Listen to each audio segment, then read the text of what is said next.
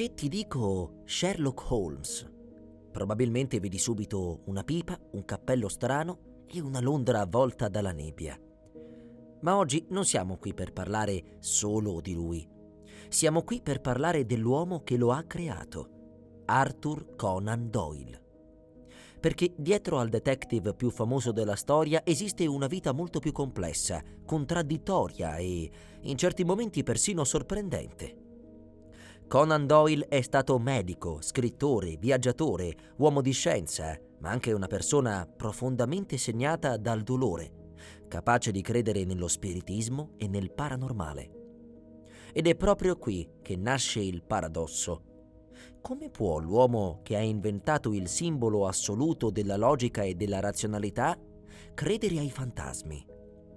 Questa non è solo la storia di uno scrittore famoso, è la storia di un uomo che ha passato tutta la vita a cercare di dimostrare qualcosa al mondo e forse anche a se stesso.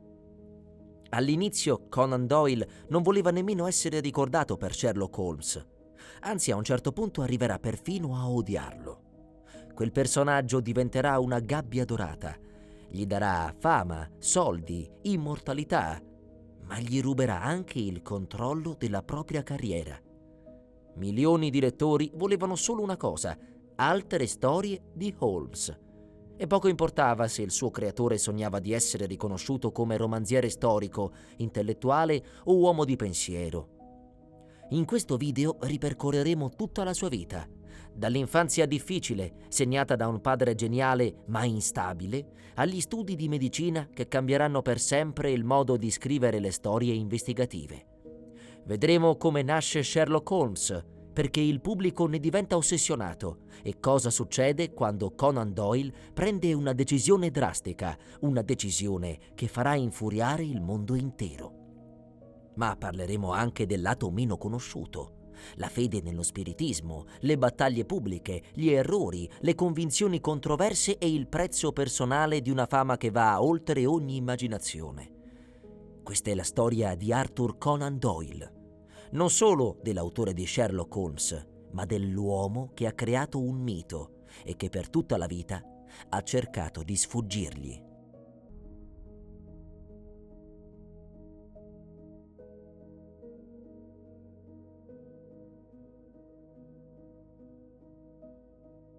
Per comprendere davvero Arthur Conan Doyle bisogna tornare alla sua infanzia, molto prima che il mondo lo associasse a un detective geniale.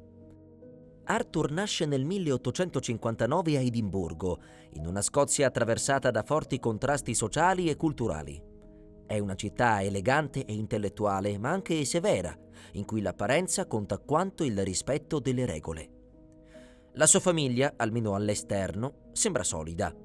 Il padre, Charles Doyle, è un uomo colto e dotato di un talento artistico autentico. Disegna, illustra, immagina mondi. La madre, Mary Foley, è una donna energica e profondamente intelligente, con una capacità straordinaria di raccontare storie. È lei a lasciare l'impronta più forte sul giovane Arthur.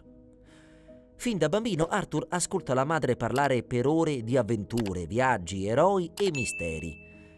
Non sono semplici racconti per passare il tempo. Mary li vive, li costruisce con dettagli, emozioni, ritmo. Arthur rimane affascinato e inizia a capire che le storie possono trasformare la realtà, renderla più grande, più sopportabile, persino più vera.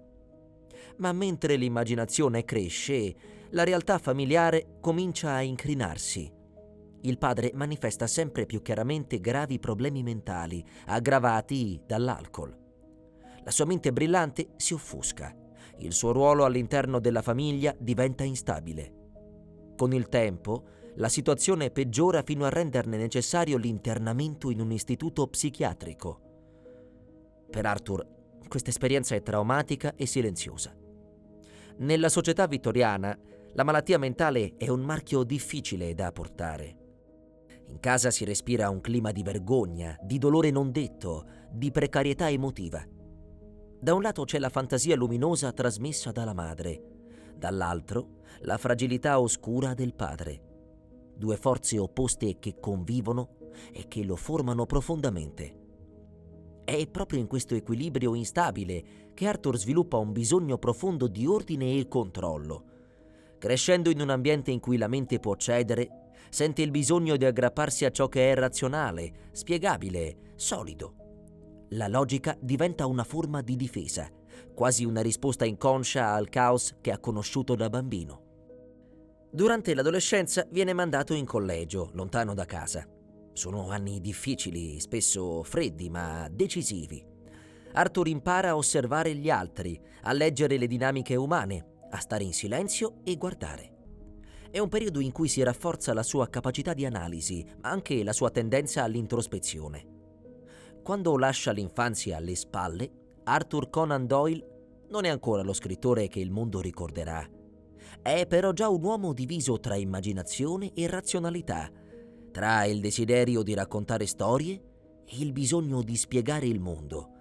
Una tensione che non lo abbandonerà mai e che anni dopo prenderà una forma precisa, destinata a diventare eterna. Quando Arthur Conan Doyle sceglie di studiare medicina, lo fa con l'idea di costruirsi una vita solida e rispettabile. La scrittura, in quel periodo, è ancora qualcosa di marginale, un'attività che appartiene più al desiderio che a un vero progetto. La medicina, invece, promette stabilità, metodo, disciplina. È una strada che sembra offrire risposte chiare, in netto contrasto con l'incertezza che ha segnato la sua infanzia. All'Università di Edimburgo, uno dei centri più prestigiosi d'Europa, Arthur entra in contatto con un modo di pensare profondamente analitico. Studia anatomia, patologia, diagnosi clinica. Impara che il corpo umano racconta sempre una storia, se si è capaci di leggerla.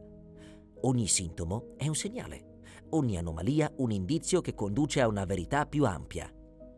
È in questo contesto che incontra una figura destinata a influenzarlo in modo decisivo, il dottor Joseph Bell. Bell non è un medico come gli altri. Durante le lezioni osserva i pazienti davanti agli studenti e, partendo da dettagli apparentemente insignificanti, è in grado di dedurre il loro lavoro, le abitudini, perfino il luogo di provenienza. Non si tratta di spettacolo, ma di un esercizio rigoroso di osservazione e logica. Arthur rimane profondamente colpito da questo metodo. Bell dimostra che il mondo non è casuale, che anche ciò che sembra confuso può essere compreso attraverso l'attenzione ai particolari. Per la prima volta, Arthur vede applicata in modo concreto un'idea che lo affascinerà per tutta la vita: la possibilità di mettere ordine nel caos attraverso la ragione. Dopo la laurea, Conan Doyle prova a esercitare la professione medica. Lavora come medico di bordo. Apre uno studio, cerca di affermarsi, ma la realtà è meno generosa di quanto sperasse. I pazienti sono pochi, le giornate spesso vuote. Passa ore in attesa, seduto dietro una scrivania con il tempo che sembra dilatarsi. Ed è proprio in quel vuoto che la scrittura torna a farsi spazio. Per occupare le lunghe attese, Arthur inizia a scrivere racconti. Non lo fa con ambizione, almeno all'inizio. Scrive perché è l'unica cosa che riesce a riempire quelle ore silenziose, ma senza rendersene conto sta facendo qualcosa di nuovo. Sta unendo il rigore appreso dalla medicina con la capacità narrativa ereditata dalla madre. Le storie che prendono forma sulla carta non sono semplici fantasie. Sono costruite come diagnosi. Osservazione, deduzione, conclusione. Ogni dettaglio ha un senso, ogni evento una causa. Inizia a emergere l'idea di un personaggio che non risolve i problemi con la forza o con l'intuizione romantica, ma con l'analisi fredda e precisa della realtà. In questo periodo Arthur Conan Doyle non immagina ancora l'impatto che avrà sul mondo. Sta semplicemente cercando una strada, oscillando tra due identità, medico e narratore. Ma è proprio da questa tensione che nasce qualcosa di completamente nuovo, un modo di raccontare il mistero che cambierà per sempre il genere investigativo. Negli anni in cui la medicina continua a non dargli le certezze sperate, Arthur Conan Doyle scrive sempre di più. Le storie diventano un rifugio, ma anche un laboratorio. Arthur sperimenta, prova stili diversi, Cerca una voce che sia davvero sua. Sa che se vuole emergere deve creare qualcosa di nuovo, qualcosa che non assomigli a ciò che già esiste. È in questo periodo che prende forma un'idea precisa.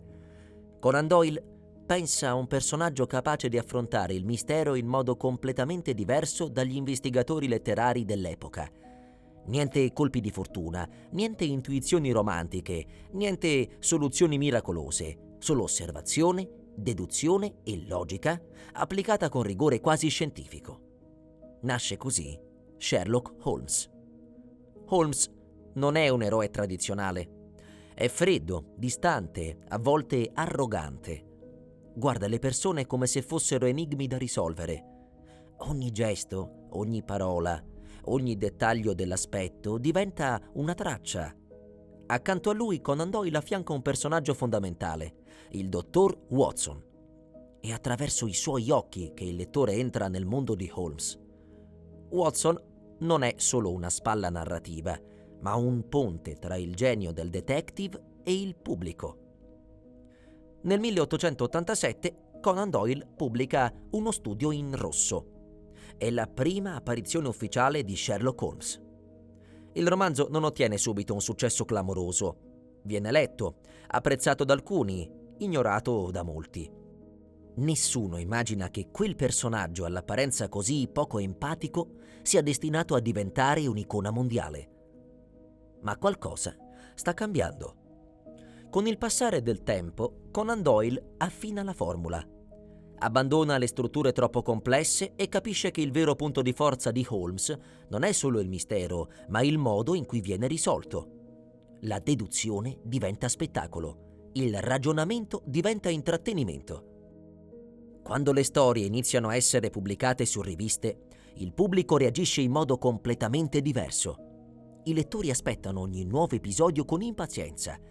Holmes diventa una presenza familiare, quasi reale. La Londra vittoriana prende vita attraverso i casi, i dialoghi, le atmosfere cariche di nebbia e tensione. Per Conan Doyle è una svolta improvvisa. Quello che era nato come un esperimento letterario si trasforma rapidamente in un fenomeno di massa. Sherlock Holmes non è più solo un personaggio, è un appuntamento fisso, una certezza, un'ossessione collettiva. Eppure, dietro il successo, inizia a formarsi una crepa. Arthur capisce molto presto che il pubblico non è interessato a lui come autore, ma a Holmes come figura autonoma. Le persone non chiedono nuove storie di Conan Doyle, chiedono nuove storie di Sherlock Holmes. Il personaggio comincia a oscurare il suo creatore, a definire la sua identità pubblica in modo sempre più rigido. Quello che dovrebbe essere un trionfo inizia lentamente a trasformarsi in una trappola. Nel giro di pochi anni Arthur Conan Doyle si ritrova al centro di un successo che non aveva previsto e che soprattutto non aveva pianificato. Le storie di Sherlock Holmes vengono lette ovunque. I lettori aspettano con ansia ogni nuova pubblicazione, discutono dei casi, citano le deduzioni del detective come se fosse una persona reale. Per molti, Holmes non è un personaggio di carta, ma una presenza concreta, quasi familiare.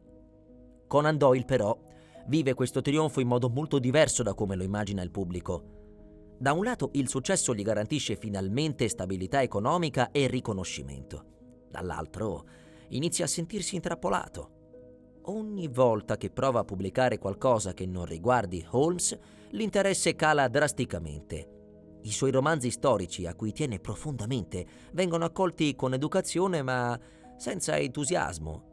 Il messaggio è chiaro. Il mondo vuole solo Sherlock Holmes. Col passare del tempo, questa situazione diventa sempre più frustrante. Conan Doyle non si considera uno scrittore di genere, non vuole essere ricordato come l'uomo di un solo personaggio. È convinto che le sue opere storiche siano più mature, più importanti, più degne di lasciare un segno duraturo. Eppure, ogni nuovo progetto viene costantemente messo in ombra dal detective di Baker Street. Il pubblico non aiuta.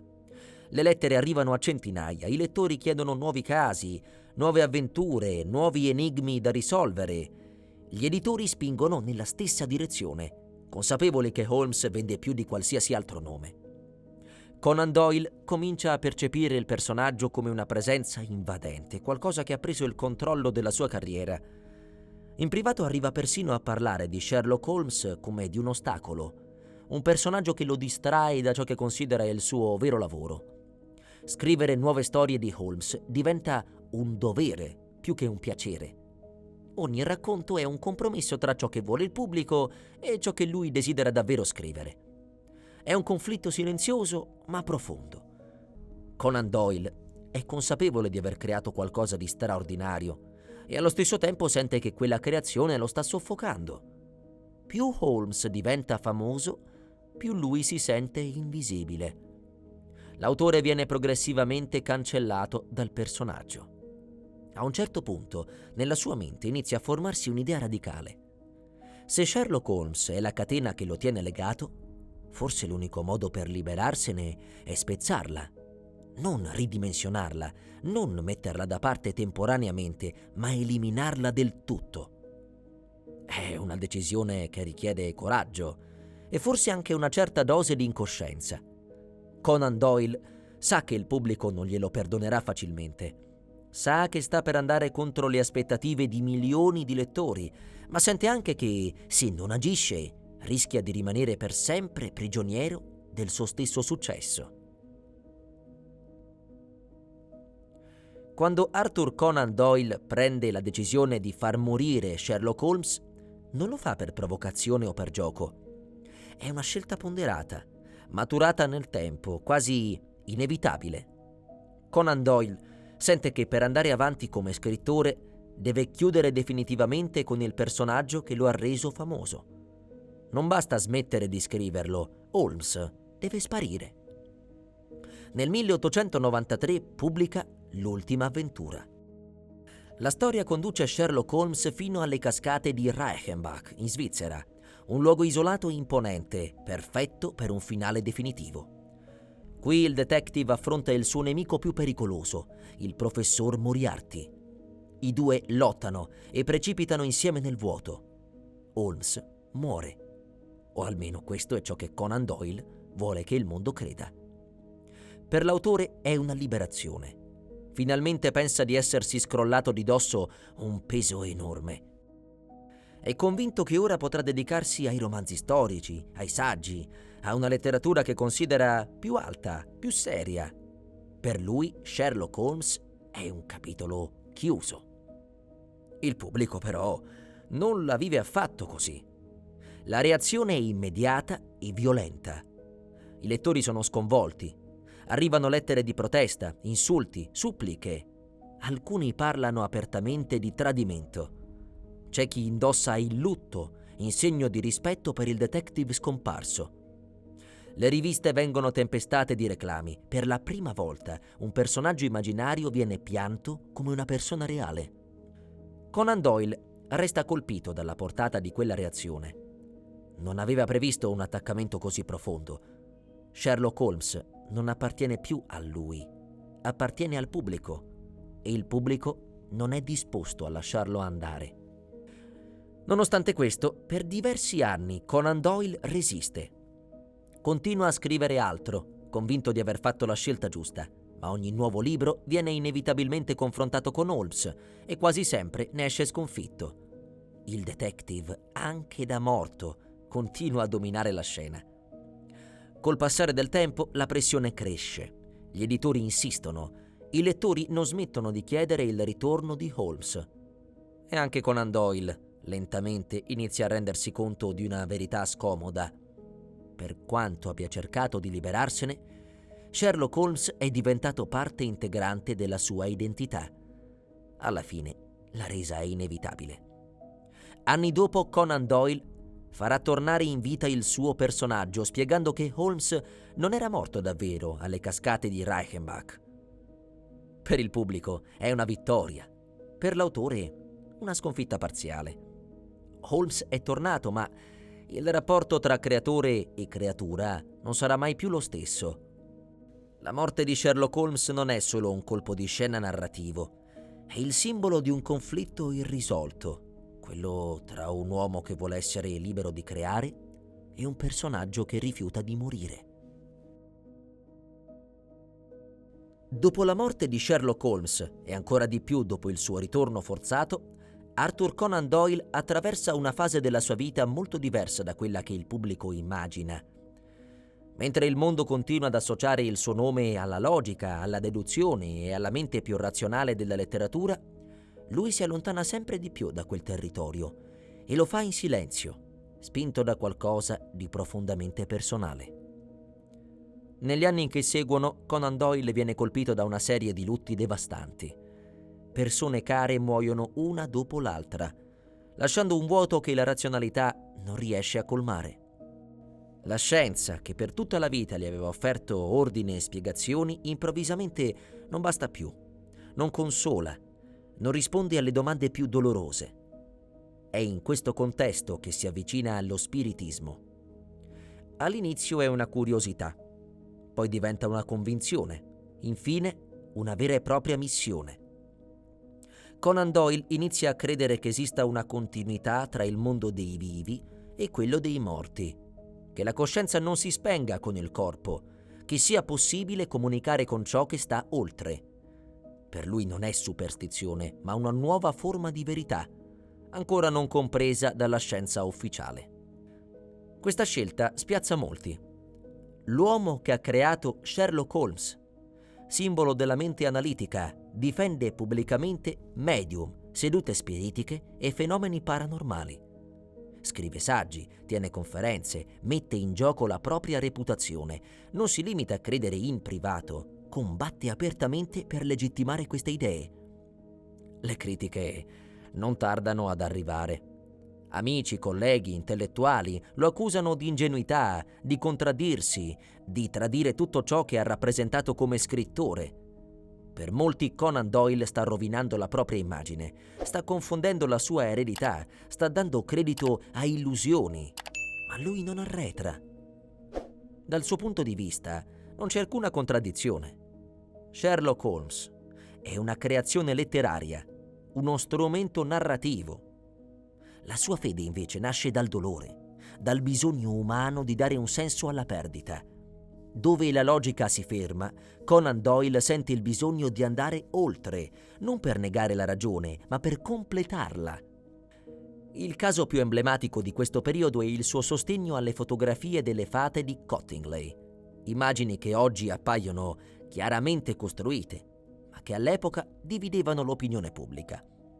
Conan Doyle le difende con convinzione, vedendole come una prova di un mondo invisibile che coesiste con il nostro.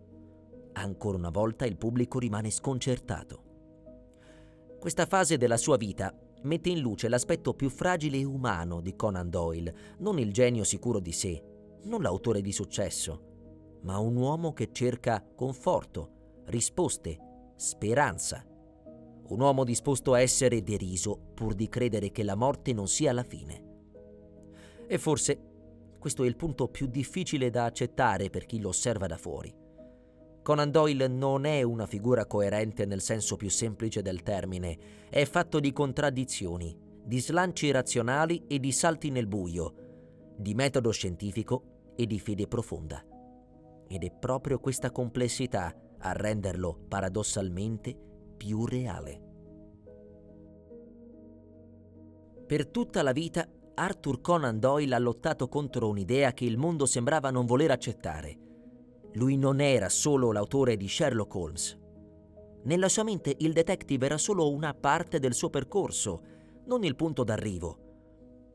Conan Doyle si considerava uno scrittore molto più ampio, capace di muoversi tra generi diversi, epoche diverse, ambizioni diverse. Tra le opere a cui teneva di più ci sono i romanzi storici. Li vedeva come lavori seri, maturi, capaci di raccontare il passato con profondità e rigore. Studiava a lungo le epoche che voleva descrivere, curava i dettagli, cercava di rendere vivi i personaggi e contesti lontani nel tempo. Era convinto che questi libri rappresentassero il suo vero contributo alla letteratura. Eppure, nonostante l'impegno, il pubblico continuava a guardarli come opere minori, sempre confrontandole con le avventure di Holmes. un altro lato fondamentale della sua produzione è legato alla fantascienza e all'avventura. Con Il mondo perduto, Conan Doyle immagina un luogo remoto in cui creature preistoriche sono sopravvissute all'estinzione. Il protagonista, il professor Challenger, è quasi l'opposto di Sherlock Holmes. Impulsivo, arrogante, rumoroso. Eppure anche qui emerge lo stesso amore per la scoperta, per la conoscenza, per l'ignoto. Il romanzo avrà un'influenza enorme sull'immaginario avventuroso del Novecento, anche se spesso viene ricordato meno di quanto meriti. Conan Doyle scrive anche racconti, opere teatrali, saggi storici e testi di carattere sociale. Si interessa alla giustizia, ai processi sbagliati, agli errori del sistema legale. In più di un'occasione interviene pubblicamente per difendere persone condannate ingiustamente, mettendo la sua fama al servizio di cause che ritiene giuste. Anche in questo emerge una continuità profonda con il metodo Holmes. L'idea che la verità possa essere nascosta, distorta e che qualcuno debba riportarla alla luce. Nonostante questa varietà, il destino letterario di Conan Doyle è già segnato. Ogni nuova opera viene letta attraverso il filtro di Sherlock Holmes. Il pubblico non riesce, o non vuole, separare l'autore dal suo personaggio più celebre. Per quanto lui tenti di spostare l'attenzione, Holmes rimane sempre al centro. Questo scarto tra ciò che Conan Doyle desidera essere e ciò per cui viene ricordato crea una frattura silenziosa. Non è rabbia, ma una forma di rassegnazione. Con il tempo accetta che il controllo della propria immagine gli sia sfuggito di mano. Sherlock Holmes è diventato qualcosa di più grande del suo creatore, qualcosa che vive indipendentemente da lui. E forse è proprio in questa consapevolezza che Conan Doyle trova finalmente una sorta di pace. Se non può cambiare il modo in cui il mondo lo vede, può almeno continuare a scrivere ciò in cui crede, anche sapendo che verrà letto da meno persone, anche sapendo che verrà ricordato soprattutto per qualcos'altro. Negli ultimi anni della sua vita, Arthur Conan Doyle è ormai una figura pubblica riconosciuta in tutto il mondo. Il suo nome è legato indissolubilmente a Sherlock Holmes, che nel frattempo è tornato definitivamente sulle pagine dei libri. Conan Doyle continua a scrivere nuove avventure del detective, questa volta senza più opporsi con la stessa forza di un tempo. Non è una resa entusiasta, ma un'accettazione consapevole. Holmes è diventato parte della sua esistenza, volente o nolente. Parallelamente, Conan Doyle dedica sempre più energie allo spiritismo. Tiene conferenze, scrive saggi, viaggia per difendere pubblicamente ciò in cui crede. Per molti osservatori questa fase offusca la sua immagine di uomo razionale. Per lui invece rappresenta una continuità emotiva, un modo per affrontare il dolore, la perdita, il senso della fine. Non cerca di convincere tutti, ma sente il dovere di testimoniare quella che considera una verità profonda. Fisicamente però il tempo comincia a farsi sentire. Gli anni di lavoro, di viaggi e di battaglie pubbliche lo stancano. Conan Doyle rallenta, ma non smette mai davvero di scrivere e riflettere. Fino all'ultimo rimane un uomo attivo, convinto, guidato da una forte tensione morale. Muore nel 1930 all'età di 71 anni. La notizia viene accolta con rispetto e commozione. Il mondo perde uno scrittore importante, ma soprattutto l'uomo che ha dato vita a uno dei personaggi più duraturi della storia della letteratura. Anche in quel momento, però, è Sherlock Holmes a dominare i titoli. Ancora una volta il personaggio precede l'autore. Eppure, dietro quel nome celebre, resta una vita fatta di contrasti, di ambizioni, di errori e di scelte difficili. Una vita che non può essere ridotta a un solo personaggio, per quanto immortale. A distanza di oltre un secolo, l'impatto di Arthur Conan Doyle è impossibile da ignorare. Sherlock Holmes non è solo sopravvissuto al suo creatore, si è trasformato, adattato, moltiplicato. Cinema, televisione, fumetti, videogiochi. Ogni generazione ha il suo Holmes, reinterpretato ma sempre riconoscibile.